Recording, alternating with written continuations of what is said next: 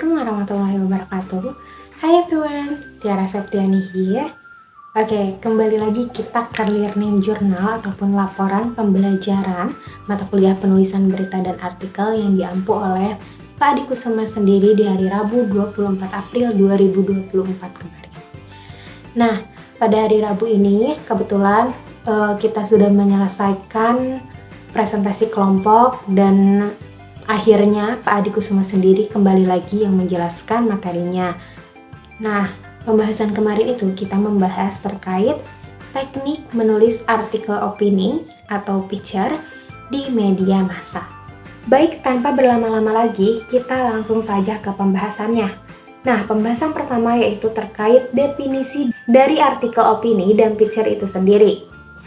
Yang pertama itu artikel opini. Artikel opini ialah jenis tulisan yang berisi gagasan, ulasan, ataupun pendapat atau kritik dari si penulisnya sendiri terkait suatu permasalahan yang ada di masyarakat yang ditulis atau yang dikemas dengan bahasa ilmiah serta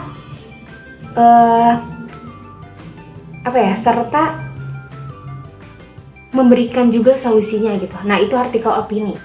Yang kedua yaitu ada artikel feature. Artikel feature adalah jenis kerangka tulisan yang kreatif yang dirancang untuk menginformasikan sekaligus menghibur si pembacanya terkait suatu kejadian, situasi, kondisi, ataupun mengenai kehidupan seseorang. Jadi human interest. Nah, itulah definisi dari artikel opini dan juga feature. Nah, selanjutnya itu ada perbedaan atau karakteristik dari artikel opini dan juga artikel picture. Ada 3 perbedaan secara umumnya. Yang pertama itu, artikel opini itu cenderung subjektif.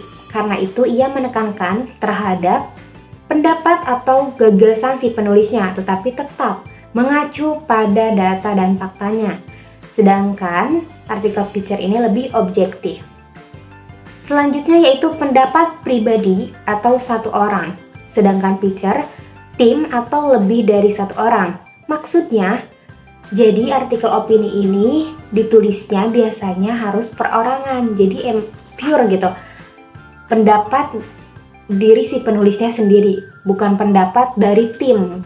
Nah, kalau artikel picture ini bisa ditulisnya per kelompok jadi tim, jadi yang menulisnya itu bisa lebih dari satu orang, tetapi artikel opini ini harus satu orang yang menulisnya. Selanjutnya yang terakhir yaitu ada nama penulis di atasnya. Sedangkan artikel picture tidak ada nama penulis. Nah, biasanya kalau misalkan opini kan ada tuh misalnya nama penulisnya Tiara, ada benar-benar ternyata penulisnya itu Tiara gitu. Nah, sedangkan artikel picture ini biasanya kalau tidak perorangan ataupun tim, ditulisnya itu misalkan dari lebih kepada lembaganya gitu, bukan misalkan picture tribunnews.com, jadi bukan dari perorangan tapi banyak juga gitu artikel picture yang ditulisnya nama penulisnya itu ada gitu, baik itu tim ataupun perorangan, tapi cenderung biasanya itu ditulis jarang sekali ada gitu di koran ataupun majalah. Kalau di media online biasanya ada. Selanjutnya yaitu rambu-rambu penulisan artikel. Walaupun semua persoalan dapat dijadikan tulisan berupa opini, namun ada beberapa hal yang perlu diperhatikan. Ada 3 yang perlu diperhatikan. Yang pertama itu ada aktualisasi. Nah, aktualisasi ini yaitu beritanya masih hangat dan ramai dibicarakan masyarakat. Yang kedua yaitu ada masalah yang ditulis tidak memfitnah, tidak menimbulkan fitnah gitu, atau mengadu domba ataupun menjadi suatu kebohongan bagi publik. Yang ketiga, yang terakhir yaitu tulislah solusi terhadap persoalan. Jadi ketika kita menulis suatu permasalahan, sebisa mungkin artikel opini juga yang mencantumkan solusinya gitu dari si penulis itu bagaimana. Kemarin juga kami membahas terkait teknik menulis artikel opini, terus tahapan menulis artikel opini dari pra penulisan dan pasca penulisan, jenis artikel, resensi, struktur penulisan buku. Jadi kalau menulis buku itu strukturnya harus bagaimana gitu. Dan yang terakhir yaitu tips menulis. Nah, kemarin juga Pak Adi memberikan kami tips ataupun semacam ya iyalah tips gitu. Saran gitu. Usahakan ketika kita mau berlatih menulis itu,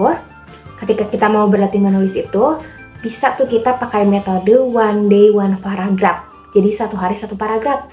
Jadi kita tulis aja apa yang ada di pikiran kita gitu selama membuat satu paragraf itu. Nah, hal itu tuh bisa melatih daya kritisi kita dalam menulis juga dan juga mengolah kita dalam menata kata-kata. Oke, mungkin itu saja dari learning journal kali ini. Kurang lebihnya mohon maaf dan sehat selalu. Wassalamualaikum warahmatullahi wabarakatuh.